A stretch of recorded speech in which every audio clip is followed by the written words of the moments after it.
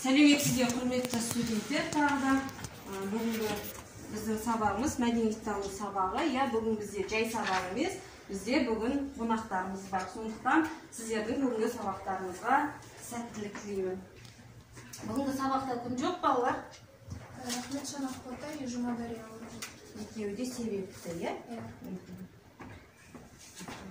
Енді балалар, сабақты бастамас бұрын біз бір-бірлерімізге сабаққа сәттілік және өмірлеріңізге сәттілік ретінде орындарыңыздан тұрып бір-бірлеріңізге жылы лебіздеріңізді білдіріп қоюларыңызды сұраймын. Яғни Аллахтан арқылы бір-бірлеріңізге жылы лебіздеріңізді білдіріңіздер. Ал бастаңыздар.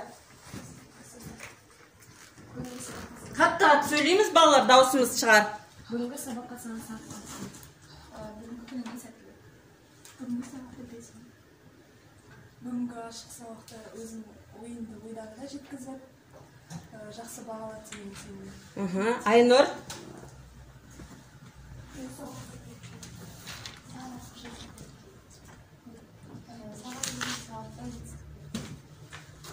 Саған бүгінгі сабақта белсенді қатысуыңа тілеймін. Саған бүгінгі сабақта белсенді қатысуыңа сәттілік тілеймін. Рахмет. Мен бүгінгі сабақта саған сәттілік тілеймін. Бүгінгі ашық сабақты ойдағыдай өткіземін. Қыздар, даусымызды шығарайық, кішкене артта қонақтарымыз еститіндей кішкене дауыстарыңызды шығарып отырыңыздар. Бүгінгі сабақта белсене қатыс. Бүгінгі ашық сабақта Аруна мен саған атсалысып және жақсы қырларынан көрсетуіне рахмет. Мұғалім бүгінгі сабақты жақсы өткізіңіз. Рахмет, құрметті студенттер. Бір-бірлеріңізге жылы тілектерімізді білдірсек, мен де сіздерге бүгінгі ашық сабақта сіздерге сәттілік тілеп, жақсы баға алуларыңызға тілектеспін. Жақсы балалар, отыра қойыңыздар. Енді құрметті студенттер, бүгінгі сабағымызды бастамас бұрын өткенгі сабаққа назар қояйық. Өткен сабақта біз, яғни Қазақстан аумағындағы алғашқы қауымдық тұсындағы ежелгі мемлекеттерді өткен болатынбыз. Яғни ол қола дәуірі, темір дәуірі, яғни ең алғашқы тас дәуірі кезіндегі адамдардың өмір сүру мәдениеттерімен танысқан болатынбыз. Яғни сол өткен сабақты пысықтау мақсатында мен қазір сіздерден үй тапсырмасын пысықтағым келіп тұр. Бірінші үй тапсырмасын қазір пысықтап алайық. Экранға назар аударуларыңызды сұраймын.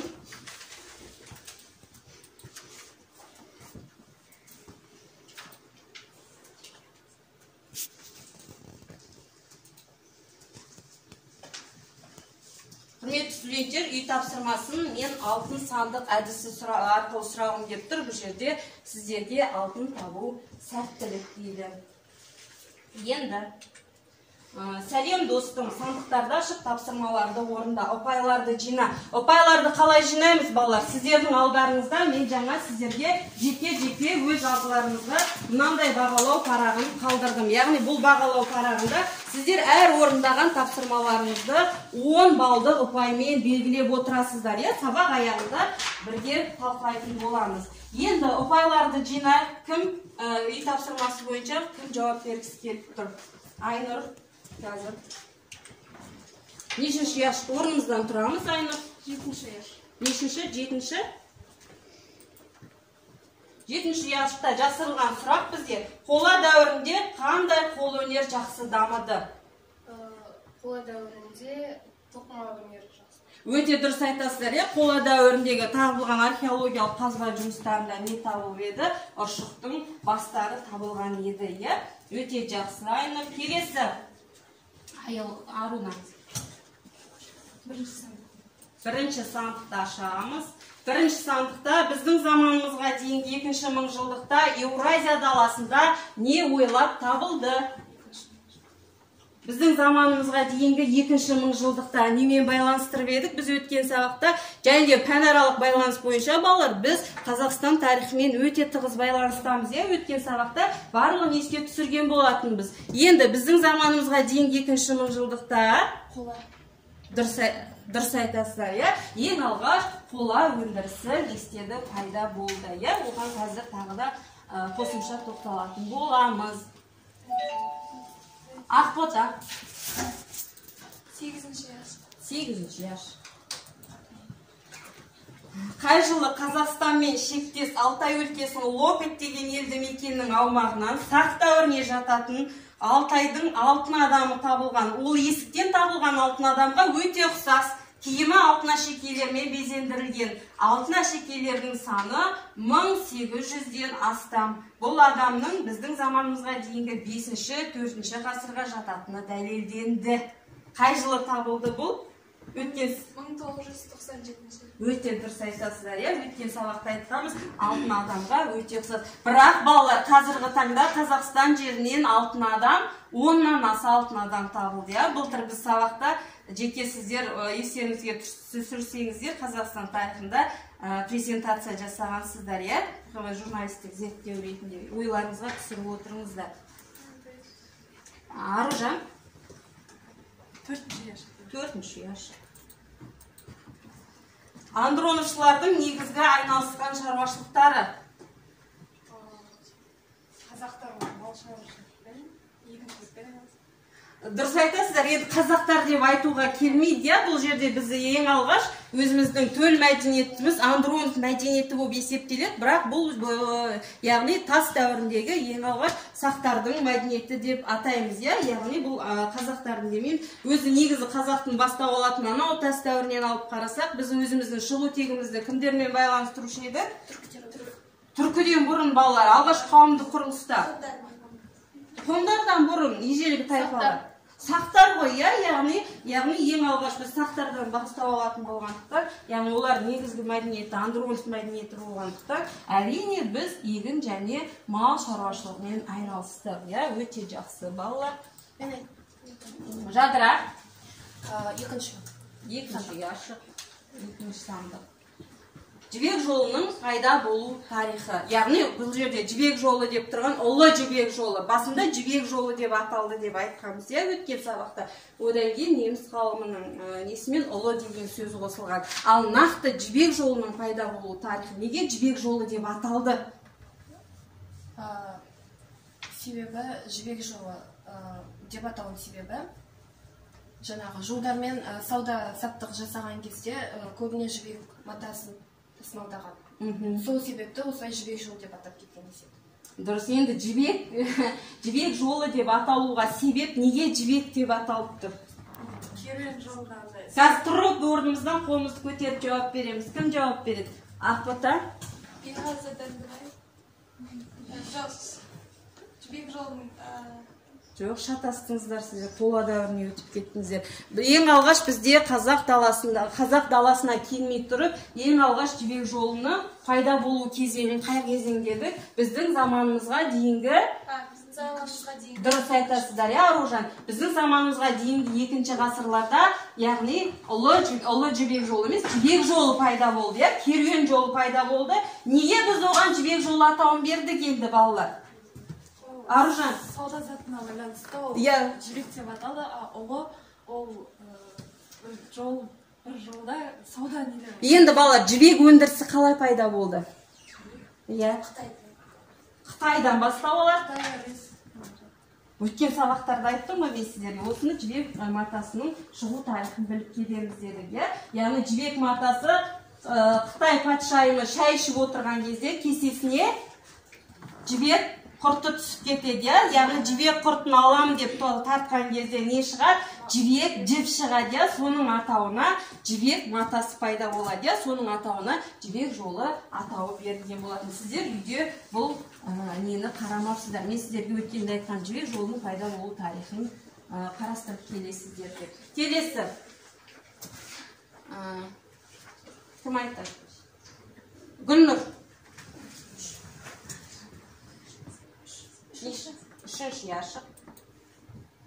Неге Андронов мәдениеті деген атау берілген?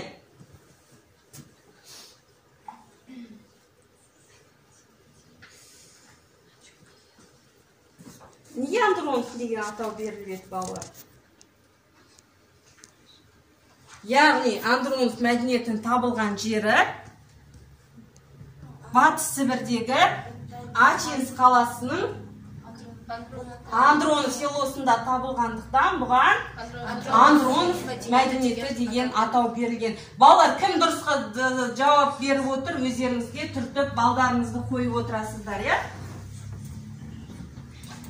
Келесі, кім жауап береді? Толғанай. 60 яшықты көрейік. Қандай таңбалы петроглифтер әлемнің мәдени құндылықтарының қатарына енгізіліп, ЮНЕСКО ұйымының қорғауына алынған. Өткен емес сіздерге фотосын көрсеткен, я? Иә, қалай аталады? Күн басты бейне, я? Күн басты бейне. Өткен сабақта сіздерге не көрсеткен? Бұл ЮНЕСКО-ның, балалар ЮНЕСКО ұйымын білеміз ғой, я? Мына жерінде точка-точкалары бар. Күн басты осылай келтірілген, я? Жобасы. Яғни өткен сабақта сіздер қалдыңыздар ма, білмеймін. Яғни бұл ЮНЕСКО-ның құрамында балалар. Біз анау ұлы дала, мәңгілік ел, бұның ішінің барлығына бұл петроглифтардың аң стилінің өте маңызы бар. Қазір алдыңғы сабақтарда қосымша тапсырма орындайтын боласыздар бұл тақырып бойынша да. Келесі қай ашық ашылмады бізде? Бәрі ашылды, өте жақсы. Мен сіздерге сабақты бастамас бұрын миға шабу әдісі бойынша ойланып пікірлесейік дейді. Мына жерде суреттер берілген сіздердің алдыларыңызда. Яғни сабақтың тақырыбын ашу мақсатында мен сіздерге осындай сурет көрсетіп тұрмын. Яғни не көріп тұрсыздар мына суреттерде? Қазақстан тарихы кітабын. Жақсы.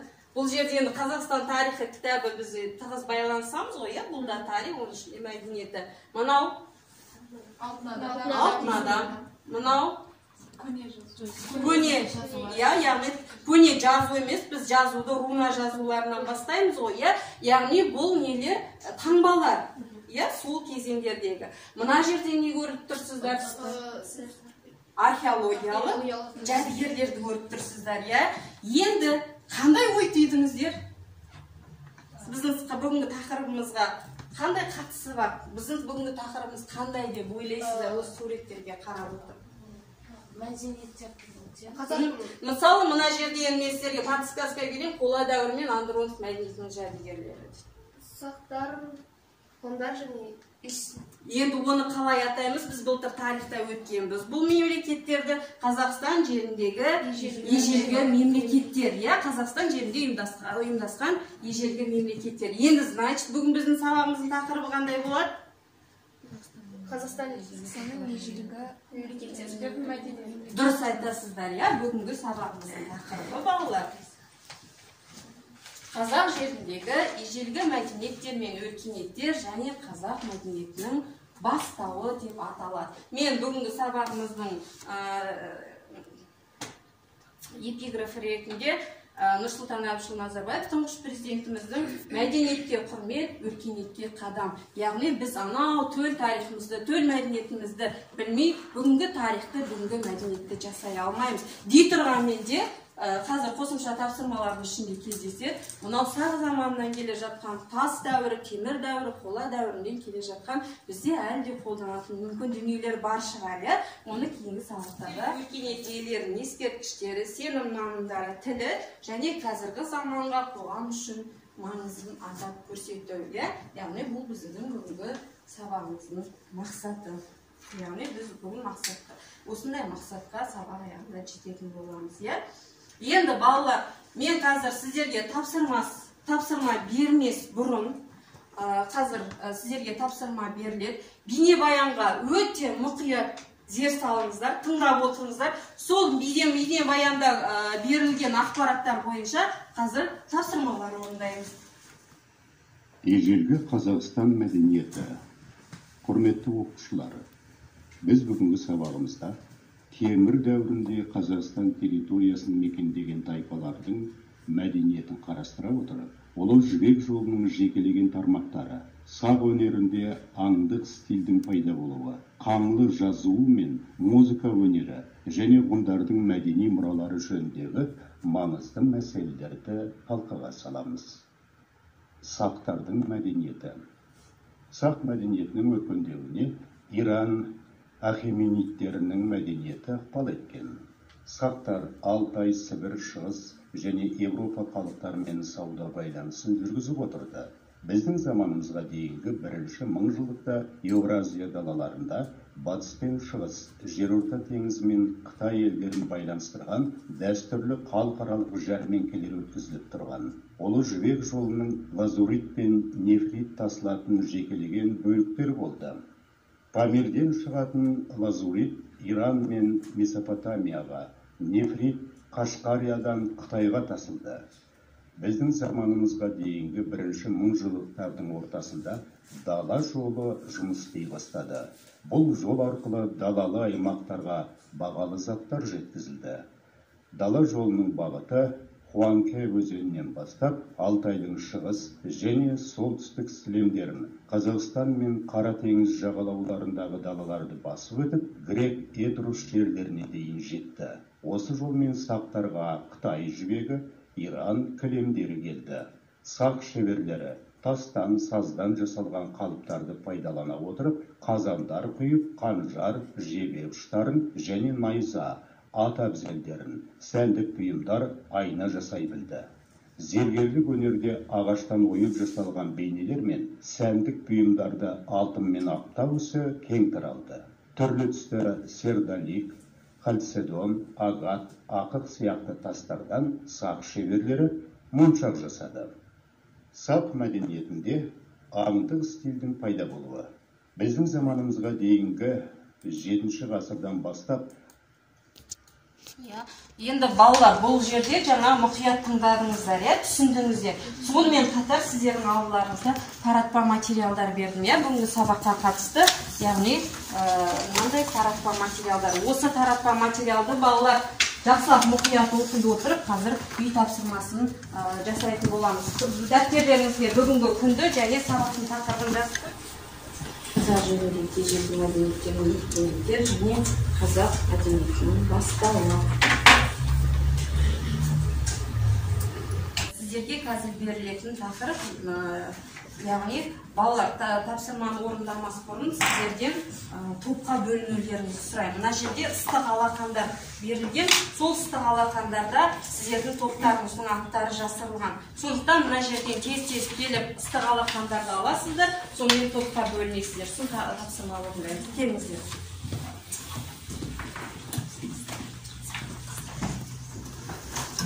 Сіздер жылдамда тез-тез кеп аламыз.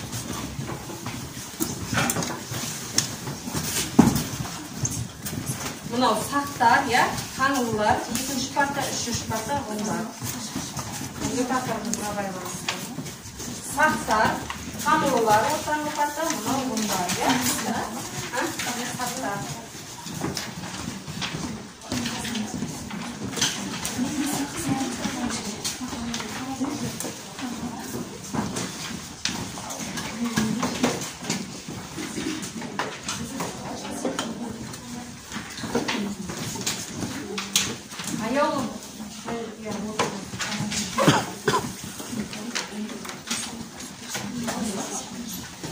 Жаңа бейнебаяннан түсінген мәліметтеріңіз бойынша тақтаға назар аударасыздар, дәптерге орындайсыздар. Топты неге орындай беріңіздер ауларыңызда қағазға. Яғни жүксі әдісі бойынша қазір жаңағы тайпалар, мынау сақ тайпалары, сақ тобы, сақтардың мекендеген аумағы, кәсіп мен шаруашылықтардың ескерткіштерін, салт дәстүрлері мен наным сенімдерін анықтайтын болады. Келесі қаңлы тобы, қаңлылардың мекендеген аумағы, кәсіп ескерткіші, салт дәстүр, наным сенімдері. Үшінші топ әрине ғұндар сіздерде мекендеген аумағын, кәсібін, ескерткіштері, салт дәстүрі, наным сенімдерін орындайтын боласыздар. Ал сіздерге сәттілік. Топта біреуін шығасыздар.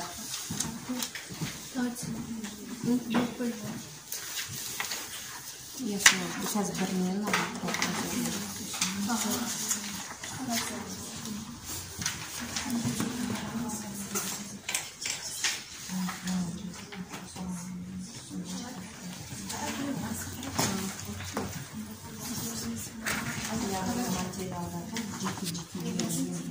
жаңағы бейнебаяндағы нелерді міндетті түрде қосасыздар. Маған орнына беріңіздер, иә? Көппен жазып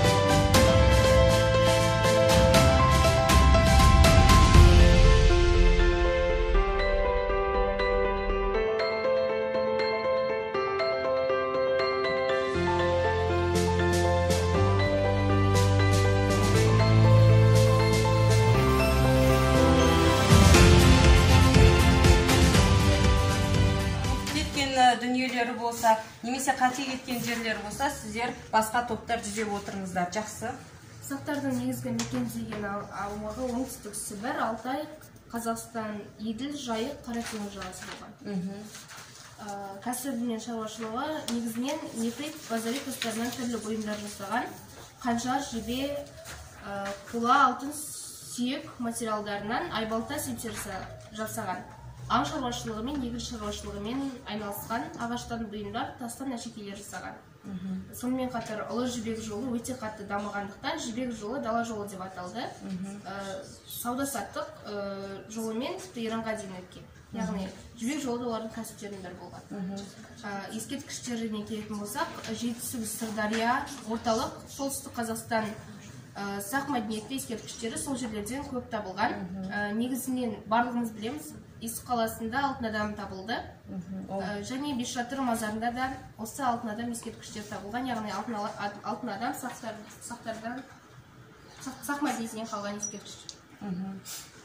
Салт дәстүрлеріне келетін болсақ, ар-ұждан мен мінез-құлқына қатты мән берген. Сақтар негізінен ар-ұждан мен мінез-құлққа қатты мән берген, көне заң жоралары мен дәстүрлерін қадірлеп берік сақтаған.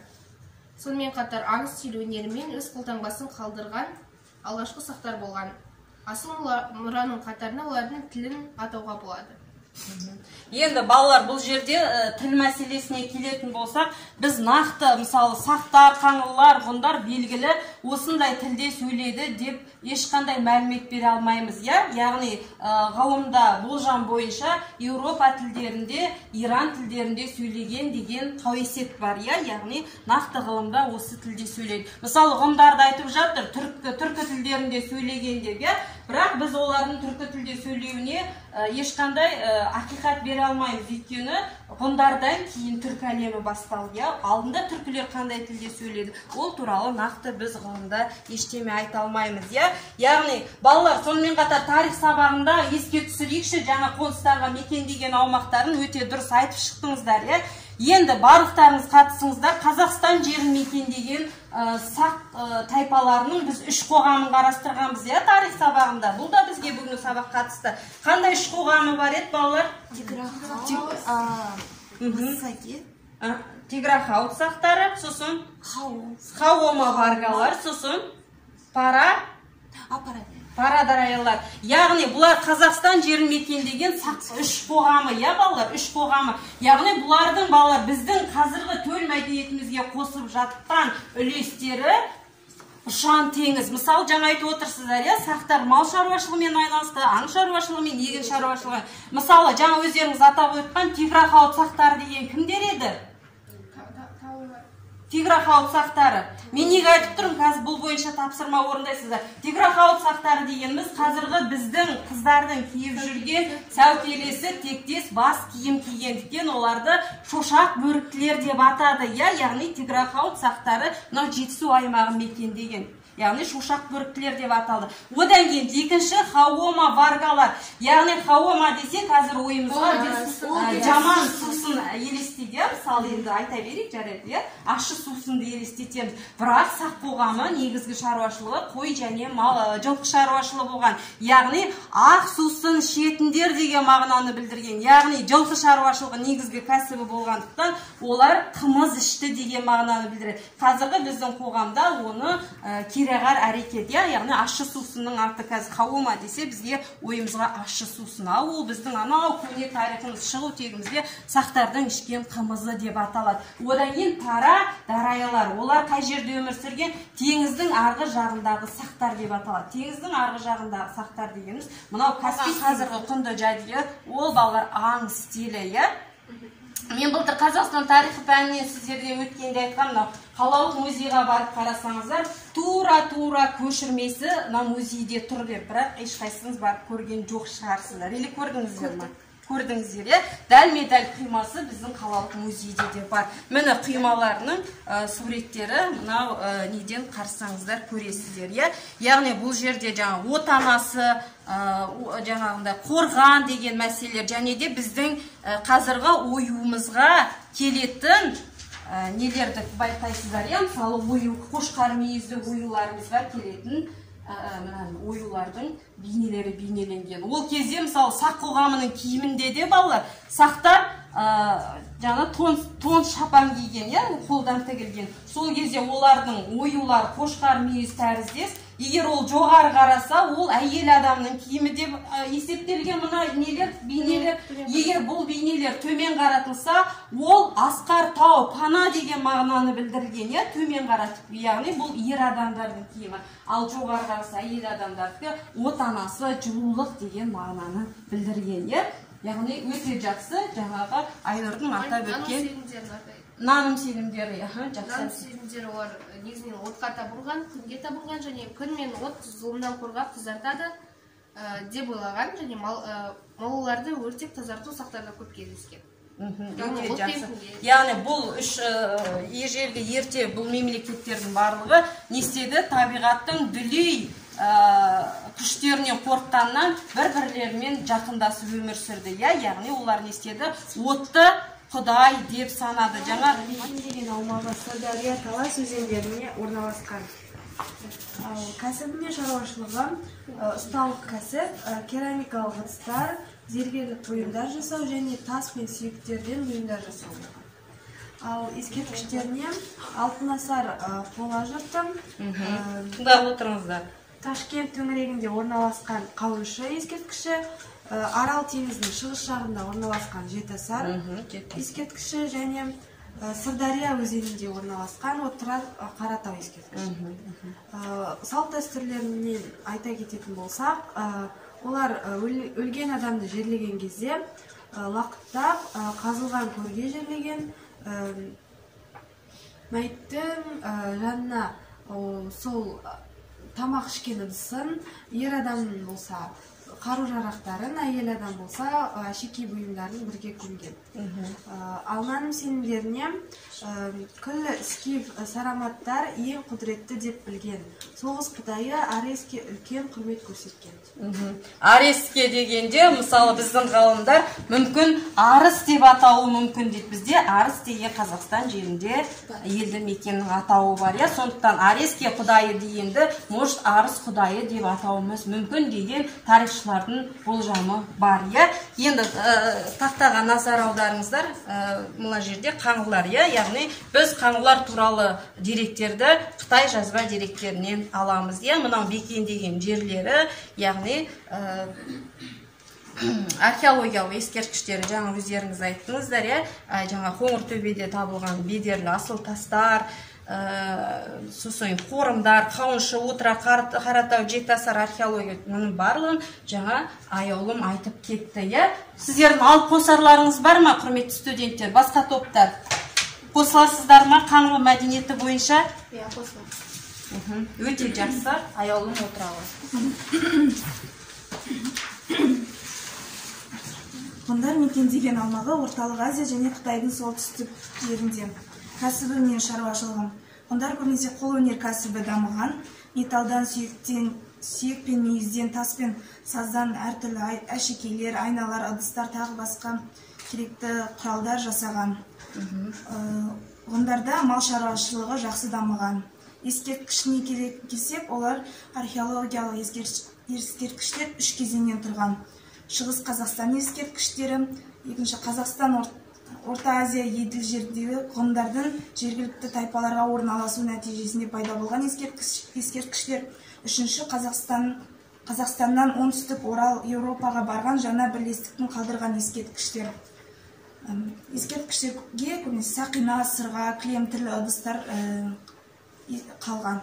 Салт дәстүрі, олар ғұндар аспанға, жерге, ата-баба аруағына, көктегі тәңірге арнап құрбандық шалған. Наным сенімдеріне күнге, айға тағзым етіп құрмет көрсеткен. Міне шаруашылығы, яғни бұл уже ғұн біз түркілерге жақындаған уақытымыз, түркілерге, яғни бұл жерде уже мал шаруашылығының әбден дамыған кезеңдері, қол өнер, жаңа айтқанбыз, қол өнер кәсібі өте жақсы дамыды. Бұл жерде теріден тон илеп, тондар әзірлеп киді, жүннен тоқыма тоқып киді, яғни барлығы жаңа қой шаруашылығынан, қойдан ешқандай қалдық қалдырмады балалар. Жүнін киім қып киді, етін жеді, даже тезегіне дейін естеді. Олар кейінде үй сала бастады ғой, үйлерінің қабырғасын, едендерін қойдың тезегімен сылады. Сонда қойдан олар ешқандай артық шығын шығарған жоқ. Оны біз тарихтаймыз. Енді сабағымыздың екінші бөлігін бастайық. Жалпы біз сақтардың, ғұндардың, ханлардың шаруашылығы, кәсіп түрлері, өнеркәсібі, наным сенімдері, салт дәстүрлерін жалпы барлығымыз түсіндік. Сіздер басқа топтар түсіндіңіздер ғой. Назар аудардыңыздар деп сенемін. Жақсы. Енді келесі тапсырма сіздерге жұптық жұмыс, яғни сулайма әдісі. Яғни бұл жерде дискриптор, яғни сіздер жұптаса отырып, мына жерде мен сіздерге ой тұжырым берем. Соның ішінен жалғанын табасыздар, және дұрыс болса дұрысын тауып, жұп бойынша маған дәлелдейсіздер. Түсінікті ғой, мына жерде қазір екі-екіден жұптасып алыңыздар. Мадина, сіз кім Ақботамен жұптасыңыз? Мына жерге орындығыңызды алыңыздар, мына жерге отыра салыңыз.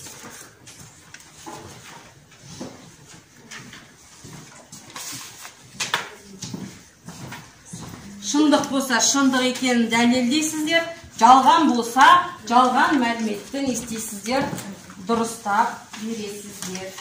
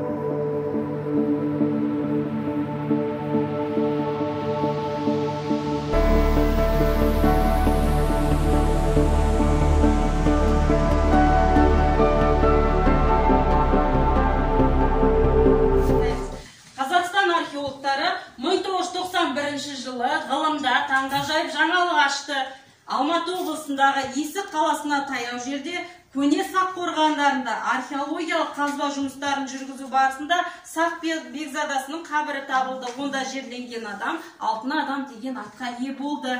1991 жылы табылған, яғни ғалымдар жаңалық ашты дейді. Келісесіздер ма? Дұрыс солай ма? Солай емес па? Олай емес. Неге олай емес? Негізі алтын адам табылған рас Есік қаласында, бірақ 1991 жылы емес. Қай жылы? Қай жылы алтын адам? Толғанай?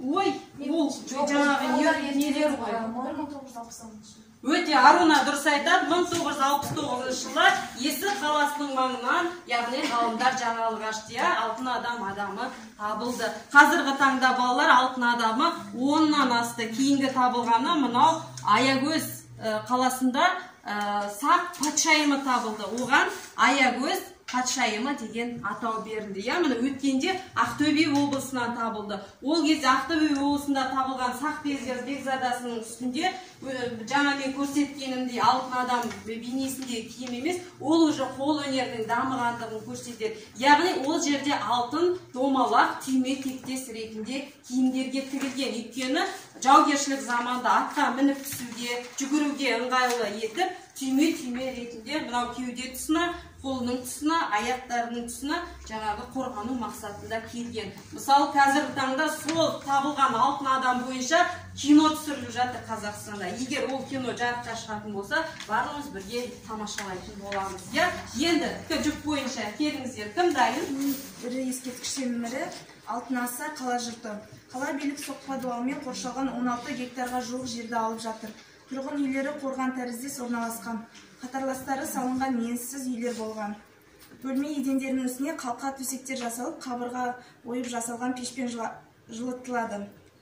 Қабырғалары кірпішпен қаланып, балшықпен салынған, ал қабырғаға қызыл бояулар, оюлар, гүл суреттері салынған. Бұл дұрыс ақпарат берілген. Неге? Өйткені алтын айтып кеттіңіздер ғой, наным сенімі бойынша. Енді балалар солай екенін дәлелдеңіздер. Неге? Егер солай емес болса, оны да дәлелдейсіздер. Яғни оларда жаңа айттық, үйлер қалана бастады, саз балшықтан, үстін сабанмен жапты, яғни ол кезде уже не істеді? Ақ қабырғалар пайда бола бастады. Ақ қабырғаларға қызыл оюлар мен гүлдер, яғни қызыл деген мағынаны бағана қалай білдіріп едік, яғни олардың бұл үш тайпаларында наным сенімдері бойынша отқа, күнге құдай ретінде табынды. Сондықтан олар қызыл түсті не істеді? Өте қатты қадірледі. Яғни барлық археологиялық қазба жұмыстары кезінде барлықтарының қабірлерінен қызыл түстес, даже алтын адамның, жаңағы Есік қаласында табылған алтын адамның өзінің жанында жаңағы тон болған екен. Тонның жаңағы алдыңғы бейнелерінде қызыл кестемен жазулы түймелері қызыл болған екен. Сондықтан олардың күн құдайын от деп тануы осы түске байланысты. Жақсы, отырамыз. Аружан. Археология деректері көрсеткендей, сақтардың үйлерінің төбесі шатырланып, және дөңгелете жабылатын үйлері көп этажды үйдің жасалуына жеткізген баспалдақ болды. Бұл тұжырымда жалған, себебі үйлері қазақ үйінің жасалуына жеткізген баспалдақ екеніне шүбә, яғни күмә болмаса керек. Балалар, былай дейді, археология деректері көрсеткендей, сақтардың үйлерінің төбесі шатырланып, және дөңгелете жабылатын үйлері көп этажды үйлердің қалыптасуына ықпал етті дейді. Енді сіздер Аружанның жауабымен келісесіздер ма? Аружан қатты оқыш, балалар түсіне алмай отыр. Бұл тұжырымда жалған, себебі үйлері қазақ киіз үйінің жасалуына жеткізген баспалдақ екеніне күнә болмаса керек. Келісеміз ба, балалар? Яғни қазақ киіз үйінің ең алғаш басталуына себеп болған, яғни дөңгелете үй салып, төбесін үшкірлеп жапқан, яғни біздің қазақ халқының киіз үйі іспеттес. Балалар, қазіргі таңда Францияда біздің киіз үй өте қатты дамып жатыр. Өткенде ғана жаңалықты айтып жатыр. Әр үшінші франциялықтар не дейді? Киіз үйді арқасына асып жүр дейді. Олар көбінесе жаңағындай саяхаттайтын халықтардың қатарына жатады. Сондықтан кез келген, қазір біз палаткалы жүреміз, олар қолайлы етіп, киіз үйді құрастырмалы етіп дайындап алыпты. Қазір кез келген ойлаңыздар, 3-ші Францияның арқасында біздің қазақтың киіз үйі жүр. Біздің қымыз қайда кетті? Жаңа айттық қой, Хаома Варгалар қазақтың ақсусының, яғни қымыз ішкендер. Оны біздің қазір немістер патенттеп алды. Негізі ол біздің анау сақ заманнан келе жатқан біздің ұлттық тағамдарымыз. Енді киіз үйімізді франциялықтар дәріптеп жүр. Патшасы өлсе, оның ішек қарнынан өкпе бауырын алып тастап, ішін сабанмен толтырады. Одан сүйегін арбаға салып, бүкіл ел жұртымен қоштастырады. Өлікті көргендер денелерін ауыртып, төбе шашын жұлып қайғырады. Мәйіт түгел елді аралап біткен соң, ата-бабалары жатқан қабірстанға сан-салтанат киімдермен, қару-жарақтармен, азық-түлігімен, қызметші күтушілермен, атшысы, қараушысы, хабаршысымен жерленеді. Олар о дүниеде өмірдің жалғасы бар деп есептеген. Жаңағы сақтардың наным сенімі бойынша балалар, егер сақ патшасы қайтыс болатын болса, оның шек қарны алынып тасталып, іші сабанмен толтырылады дейді. Сосын кейін барлық ел жұртын аралап шығады екен. Патшасы өлген кезде сол тайпалардың қайғырмайтын халқы жоқ дейді. Барлығы шаштарын жұлып, денелерін ауыртып, еріндерін жүріп, үстілерін қанатып қайғырады екен патшаның өліміне. Яғни бұл ақпарат ақиқат па, жалған ба, солай ма, солай емес па дейді. Менің ойымша ақиқат сияқты, себебі скифтердің патшасы өлген кезде оның күтушілерімен және қару-жарағымен және зираттары мыстан алтыннан жасалған, алып қорғандар салынған, олардың биіктігі 20 метр болған, және олармен қоса аттары бірге жерленген. Яғни патшаның барлық дүние мүлкі, азық-түлігімен, ат бегісімен, аспазшысымен, барлық құс бегісімен, барлығымен түгел жерленген. Яғни олардың наным сенімдері бойынша ол жақта да өмір бар деп сенді. Өте жақсы. Табиғат құбылыстарынан қорыққаннан бір-біріне жақын өмір сүрді. Қоршаған ортаның дүлей күштеріне бірігіп қорғанды деген тұжырым біздің ойымша қате. Себебі үйсін, ғұн, скиф, сақ, сафрамат тайпалары наным сенімдер табиғат күштерімен байланыста болған. Олар табиғат құбылыстарынан қорыққан жоқ, керісінше оларға күнге, айға тағзым етіп, құрмет көрсеткен болатын. Тіпті сүй деген сөздермен қарсы алған. Екіншісі, күн көрісінің негізгі болған малдарын қысы-жазы бағып семіртті, және де осыған бірте-бірте көшпелі өмір дағдысына көндігіп кетті деген, ол біздің ойымша дұрыс. Себебі олар мал шаруашылығымен айналысқан болатын. Тіпті жаңағы күн көру үшін малдары қысы-жазы бағып қалу керегін білген екен. Әрі солайша олар көшпенділікке көшіп кетті. Және де малдар оларға біздің олар көшіп қонатын халық болғандықтан оларға өте ыңғайлы болған көшіп қонуға. Келісесіздер ме Аружанның жауабымен? Келісесіздер ме? Неге? Неге солай ма или солай емес па? Неге келісіп отырсыздар? Себебі сол кездері күнде отқа табынған, сондықтан келсем. Мұқият тыңдаңыздар балалар. Ежелгі тайпалар табиғат құбылыстарынан қорыққаннан бір-бірлеріне жақын өмір сүрді. Қоршаған ортаның дүлей күштерінен бірігіп қорғанды. Күн көрісінің негізгі болған малдарын қысы-жазы бағып семіртті. Осыдан бірте-бірте көшпелі өмір дағдысы енді. Біз қазақ мәдениеті өркениетке не қосып едік балалар? Өркениетке қазақ мәдениеті не қосалды? Көшпелі мәдениет. Біз қазақ халқы өркениетке тек қана көшпелі мал шаруашылығын ғана енгізе алдық. Қазір мысалы басқа әлемдер енгізіп жатыр ғой, яғни мәдениеттің озық үлгілерін біз өркениет деп атаймыз. Қандай өркениеттерді білесіздер? Мысалы, қазір бренд деп атаймыз, мысалы, LG, Gucci, Versace деген сияқты, яғни өзінде бар дүниені өндіріс арқылы өндіріп, әлемдік өркениетке лақтыру, бұны біз өркениет деп атаймыз. Біз қазақ мәдениеті тек қана осы ата-бабаларымыздан қалған көшпелі мал шаруашылығы мәдениетін ғана өркениетке не істедік, жеткізе алдық. Бізде Қазақстанда барлық Менделеев таблицасындағы қорлар бар, бізге де әлі мүмкіндік жетерлік. Иә, мысалы, неге LG-дан қалып жатырмыз, неге Samsung-тен қалып жатырмыз, олардың барлығы біздің мыстан, қоладан барлық табиғат элементтерінен жасалып жатқан дүниелер, иә. Сондықтан, ал бұл жерде неге сіздер келісіп отырсыздар? Өйткені бұл жерде жазылып тұр ғой, көшпелі өмір дағдысына себеп болған осы жағдай дейді. Демек, бұлар не істеді? Бірігіп ашық өмір сүрген жоқ балалар, бұл тайпалар. Өйткені неден қорықты деді? Жаңа алдыңғы сабақта айтқанбыз. Біз табиғаттың алай дүлей күштерінен қорықты бұлар. Сондықтан қорыққаннан кейін не істеді? Бір-біріне жақын өмір сүрді. Бұл жерде енді мен Аружанның жауабымен келіспеймін. Солай емес.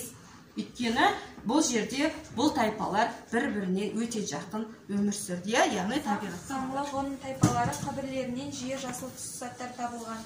Бұл ақпарат жалған деп ойлаймыз, себебі қызыл түстермен табылған. Мысалы, қаңлыларда да қызыл бояумен тізбектеліп салынған. Тіпті алтын адамда да қызыл түсті болған. келісесіздер ма? Иә. Яғни, бұл жерде айтады, сақ қаңлы ғұн тайпаларының қабірлерінен жасыл түсті заттар кездескенде. Яғни, Ақботаның өзін дәлелдегенде, яғни жаңа айтты, кез келген қабірлерден қызыл түсті заттар табылған. Ол ненің белгісі? Оттың белгісі. Отты, яғни олар күш деп санады. Күнді Құдай деп санады. Жақсы. Алғашқы айларында ұлыс көсемдері таудың басына шығып, құрбандық шалып, сый-сияпат таратып, айдың басталу құрметіне жиын той жасаған. Бұл жалған мәлімет, себебі жаңа жылдың алғашқы айында ұлыс көсемдері ғибадатханаға жиналып, құлшылық жасаған. Шығып келе жатқан күнге, айға тағзым етіп, қызмет көрсеткен.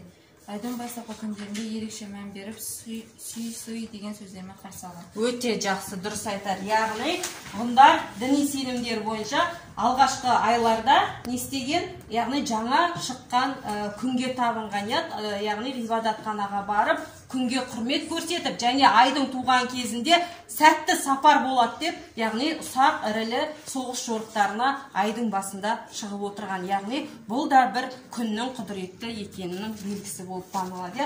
Өте жақсы отыра ғой. Келесі. Тездетеміз. Ғұндар көшпелі болған, мал өсіріп аңшылық қылған. Сондай-ақ отырықшы өмір сүріп, егін салған. Кен қазып металл қылған. Сау балшықтан түрлі бұйымдар жасалған. Ер азаматтың бәрі жауынгер саналған. Олар табиғатынан батыр, ержүрек болған. Ғұн әскерінің негізі атты әскерлер болған. Ғұндар киіз үйлерде тұрған. Жүннен жасалған текемет кілемдерден төсеншіктен. Ат әбзерлерден өрнектеп, дөңгелек темірлерінен әшекеленген. Алтыннан, күмістен әшекей бұйымдар жасалған. Сүт, қымыз, айран, қаймақ, құрттың ыдыстарды қыштан, ағаштан жасаған. Мал терісінен сыртқы киімдер, бас киімдер жасаған. Үй ішінде орнатылған ошақ тастар жасалып, оның үстіне қазан асылған. Ғұндар ошақты қатты қадірлеген. Біздің ойымызша осы мәлімет дұрыс. Себебі ғұндардың кәсібі мен шаруашылығы қолөнермен мал шаруашылығы болған. Және отты ошақты не істеген? Өте қатты қадірлеген. Жаңа айттық қой, үйлерінің қабырғасынан ойып тұрып, пеш жасап, ортасына не істеген? Ошақ болған. Яғни бұның өзі оттың құдіретті екенін бейнелейтін наным сенімі. Есте жазу керек болады. Бұл жерде сіздердің қамтитындарыңыз тезис, аргумент, факті, талдау, тұжырым. Естенің тақырыбы қазіргі заманғы қоғам үшін ежелгі өркениеттер құндылықтарының қандай маңызы бар және қазіргі таңда қолданылып жүрген мәдениет белгілері бар ма? Яғни жаңа өздеріңіз атап өткен сақ қоғамынан, қаңлылардан, ғұндар мәдениетінен қазіргі бізге жеткен мәдениеттің белгілері бар ма? Жаңа өздеріңіз айтқан мысалы киіз үй, сол сияқты ол кезде болған мәдениеттер қазір біз қолдана алып жүрміз ба? Бар ма біздің қазіргі қолданып жүрген мәдениетке қазіргі таңда? Соған тез-тез. Балалар, дискриптор бойынша кіріспесі 10 сөз, негізгі бөлімі 15 сөз, қорытынды бөлімі 10 сөз. Тез-тез бір 5 минут жетеді. 7 минут жарайды.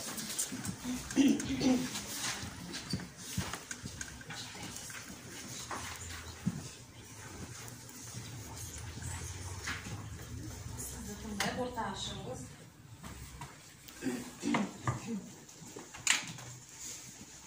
Әр топтан бір бала шығып қорғасын, иә? Қазіргі таңда біздің заманымызға жеткен ұқсас мәдениеттер кездеседі. сақтардың көшпелі мәдениеті бізде де әлі кездеседі. Яғни ауылдарда қыстауда, жазда жайлы мекендерде көшіп қонып отырған. Сақтардың қазіргі қоғамда кездесетін мәдениеті ол киіз үй. Қысы жазы көшіп қонуға ыңғайлы, арба үстіне көшпелі үйлері де бізде қазіргі таңда кездеседі. Оңтүстік, солтүстікте салынған тұрақты үйлері де болған. Яғни бұл кезде яғни арбалардың үстінде орнатылған киіз үй жүріп тұруға өте ыңғайлы. Сонымен қатар сақтардан қосатынымыз біздің мынау жаңа айттық Андронов мәдениетінің ішінде күн басты бейне, бұл ЮНЕСКО-ның қорғауына кірген, және де аң стилі. Аң стилі біздің мәңгілік ел идеясының ішінде, яғни рухани жаңғыру бағдарламасының ішінде аңды стиль бар. Яғни бұлардың барлығы біздің қазіргі қоғамдағы сақ мәдениетті қалыптастырып кеткен ежелгі өркениеттерден алып жатқан дүниелеріміз. Яғни әлі де айтарлықтай көп. Жаңа киіз үйді айтып жатыр, әлемдік деңгейде өзінің жаңағыдай әрекеттерін көрсетіп жатқан. Өте жақсы, толғанай отыра қойыңыз. Келесі. Маңызы зор. Мысалы, менің ойымша, қазіргі заманға қоғам үшін ежелгі өркениеттерінің құндылықтары өте зор. Егер де біз ежелгі өркениеттер болмаса, біз қазір өзімізді тарихымызда шыққан жерімізді білмес едік. Ол біздің рухани байлығымызды байланыстырады. Қазіргі таңда біз көбінесе тек дәстүрлі тағамдарымызды қолданамыз. Сізде аргумент не болды? Аргумент не алдыңыз? Яғни қазіргі қоғамда біздің қандай мәдениет белгілері бар? Аргумент сізге.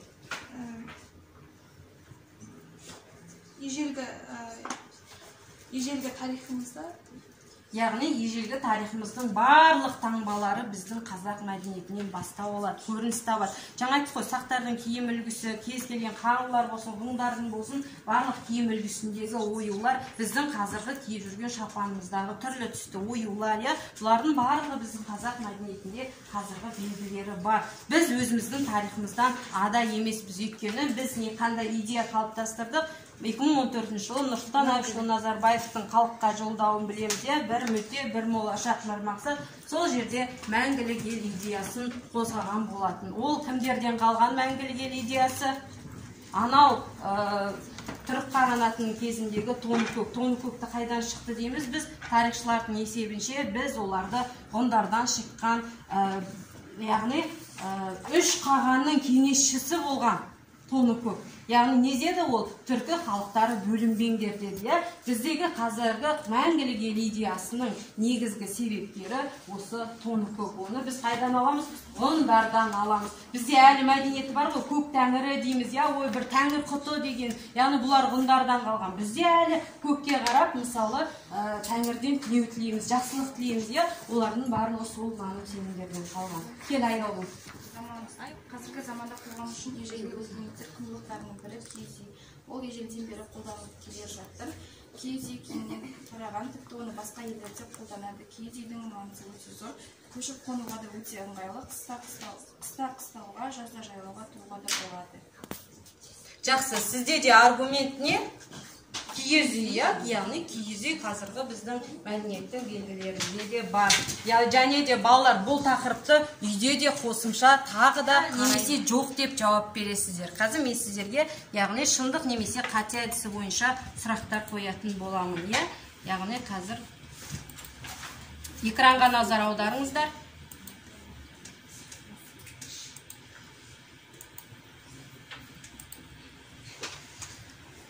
Шын немесе қате, немесе жоқ деп қана маған жауап бересіздер. Бір-бірден тұрамызда аяулы бастаймыз. Нешінші яшықта аласыз? Неше жұлдыз шам? 7. Яғни сақ скифтер адамзат мәдениеттің көне беттерін құс стилі өнер үлгісімен байытты. Сөйтіп өз қолданбасын қалдырған жұрт санатында тарихта қалды. Құс стилін қалдырды дейді. Қате аң стилі. Жоқ, қате, яғни сақ скифтер бізге не қалдырды? Аң стилін қалдырып кеткен екен. Өте жақсы. Айнұр, келесі кім? Толғанай, тұра қойыңыз. Нешінші яшық? Үшінші яшық. Ғұн дәуірінің археологиялық ескерткіштері 3 топқа бөлінеді. Аруна? Я, дұрыс дейді. Я, дұрыс. Ғұн дәуірінің археологиялық ескерткіштері 3 топқа бөлінеді. Жаңа өздеріңіз атап өттіңіздер. Шығыс ғұн ескерткіші, Қазақстан, Орта Азия, Еділ, оңтүстік Орал жеріндегі ескерткіштер және Қазақстанның оңтүстік Орал төмендегі Еділ арқылы Еуропаға дейінгі ескерткіштері. Я, өте жақсы. Келесі. Тұрмаған қыздар айтамыз. Ақбота. Ақбота. 10. Ғұндар 12 руға бөлінген. Жоқ. Мен Ақботадан сұрап тұрмын ғой. Ақбота, қате неге? Ғұндар 24 руға бөлінген. Я, өте жақсы. Келесі. Кім? Нешінші яш? Ал? 15. Скифтер тайқазан жасап, оған жылқының етін асып, аталарына асып берген. Сол дәстүр қазақтарда бүгінге дейін сақталып келеді. Түркістандағы Қожа Ахмет Яссауидің мавзолейінде тұрған тайқазан скиф дәуірінен бері үзілмей келе жатқан дәстүріміздің белгісі. Я или жоқ? Я или жоқ? Я. Тексеріп көрейік. Я, дұрыс. Яғни қазір бізде қазан асу, ет асу, я бұлардың барлығы жаңағы біздің ежелгі мәдениеттерімізде бар екен. Ана мавзолейде тұрған тайқазан да сол ненің белгісі болып саналады екен. Келесі. Айнұр, тұра қойыңыз. Бір. Сақтар біздің заманымыздан бұрынғы 1-ші мыңжылдықта Орта Азия мен Қазақстан жерін мекен еткен ежелгі тайпалар. Тексеріп көрейік. Я, дұрыс дейді. Келесі, жадыра. 4. Ғұндар, яғни хундар дейміз, Қытай деректейді. Қытай халықтарының арғы тегі. Мен жадырады айтып жауап береді. Жоқ, қате. Неге? Себебі ғұндар негізі Қытай халықтарымен соғысқан. Енді кімнің арғы тегі? Кімнің арғы тегі? Балалар, енді біз түркі халықтарынан тарамаймыз ба? Анау Сақ, Ғұн, Қамлы, я, одан кейін біз қайда кетеміз? 7-8 ғасырларда түркі әлеміне кетеміз ғой, я? Яғни ғұндар түркі халықтарының арғы тегі болып саналады. Келесі, Мадина. Тұрамыз орнымыздан. Мадина, тұра ғой. Нешінші яш? 10 айтылды ғой. 8. Ғұндар Рим империясына қауіп төндірді. 5 ғасырдың 30 жылдары ғұндардың басшысы Атила Еуропа халқының үрейін ұшырды. Дұрыс па, қате ма? Дұрыс, тексеріп көрейік. Яғни Атила біз білеміз, ғұндарда Атила Еуропаға жорық жасап, жаңағы басқа мемлекеттердің зәрелерін ұшырғанын білеміз. Енді бір сұрақ таңдаңыздар. Таңдай ғой. 5 таңдаған жоқпыз ба? Ойбай. Таңдалыпты ғой. Тоқтай тұр. 12. Отырар Қаратау мәдениетіне жататын ескерткіш Отырар өңірі. Қазылған үйлер бір бөлмелі, екінші бөлме қойма болған. Ортада тік бұрышты жер ошақ жасалған. Жаңа жер ошақты айтқан болатыныз. Сонда? Дұрыс. Яғни жер ошақ жасалған. Келесі бір сұр. Не? Гүлнұр. 6. Қаңлылар күнге, отқа, айға, жұлдыздарға табынған, ата баба аруағына сыйынған. Неге? Гүлнұрдың жауабы нақты және соңғы я или жоқ? Я. Тексеріп көрейік. Я. Қаңлылар күнге, отқа, айға, жұлдыздарға табынған. Келесі енді бір сұрақ кім? Сіз тұра қойыңыз. 2. Есік қорғаны біздің заманымызға дейінгі 2-3 ғасырларда салынған. Есік қорғаны біздің дәуірімізге дейінгі 2-3 ғасырларда салынған. Я или жоқ? Жоқ, Марта. Неге? Точно, 2-3 емес, бірақ басқа ғасыр. Яғни біздің заманымызға дейінгі 2 ғасырларда Еуразия даласында не болып еді? Сақтар енді ғана өмір сүре бастаған кезеңі болған. Ал есік қорғанын қазір тексерейік. Я дейміз ба, жоқ деп тексереміз ба?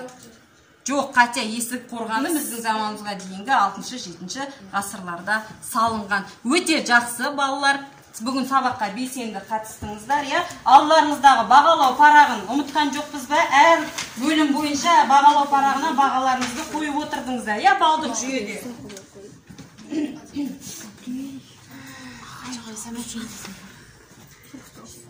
Енді құрметті студенттер, сіздерге бүгін рефлексия жапондық бағалау әдісі бойынша бүгінгі сабақ сіздерге ұнады ма? Кестеге қараймыз балалар.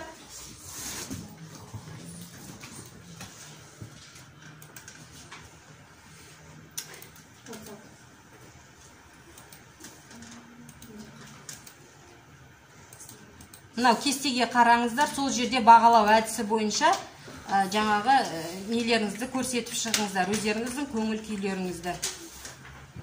Ал бәріміз көтереміз, яғни түсіндім, сұрағым бар, түсінбедім. Қол көтереміз. Барлығыңыз түсіндіңіздер ма? Бүгінгі сабақ барлықтарыңызға түсінікті болды ма? Түсінбей қалған сұрақтарыңыз жоқ, иә? Өте жақсы. Бүгін сабаққа белсенді, барлықтарыңыз жақсы қатыстыңыздар. Енді үйге тапсырма балалар. Қазақ жеріндегі ежелгі мәдениеттен қалған ескерткіштерге журналистік зерттеу жүргізесіздер. Мысалы, жаңа өздеріңіз атап өткен алтын асақ, тасмола мәдениеті бойынша ескерткіштердің барлығына жеке-жеке бір-бір ескерткіштерді алып, соған жеке-жеке журналистік зерттеу. Журналистік зерттеу сіздер алдында жасағансыздар, иә? Яғни сол бойынша, мысалы, биіктігі қанша, қай жерде орналасқан, яғни осы туралы үй тапсырмасын орындайтын боласыздар. Енді сіздердің бүгінгі белсене қатысқан сабаққа Жадыра, Айнұр, Толғанай, Аяулым, Ақбота, Жадыра, Аруна, Аяулым, иә, сіз кішкене тоже жақсы қатыстыңыздар. Қазір бүгінгі жаңағы бағалау парақтарыңыздағы бағалар бойынша бүгін мен Жадыра өзіне жалпы баллы 46 балл қойыпты. Менің баллыммен енді 90 балл болады, иә? Одан кейін Толғанай, яғни өзіне 49 балл қойыпты. Мен сабаққа қатысуын есептеу барысында Толғанайға да 90 балл қойғым деп отыр. Сондықтан кім Айнұр, сіздің бағалау парағыңыз қайда? Айнұр, сізде де өзіңізге 59 балл қойыпсыз. Менің қосымша балыммен мен де сізге 90 деген баға қойғым келіп тұр. Аруна, сіздің бағалау парағыңыз, Аруна өзіне 50 балдық баға қойыпты. Менің бағалаумен тоже 88 балл болады. Одан кейін Ақбота, сіздің бағалау парағыңыз бойынша Ақбота өзіне 41 баллды қойыпты. Менің бағалауымен Ақботаға 86 балл қойғым келіп тұр. Бүгінгі үй тапсырмасы түсінікті ғой, иә, сіздерге? Қалған бағалау парағын маған жинап беріңіздер, қорытындылар.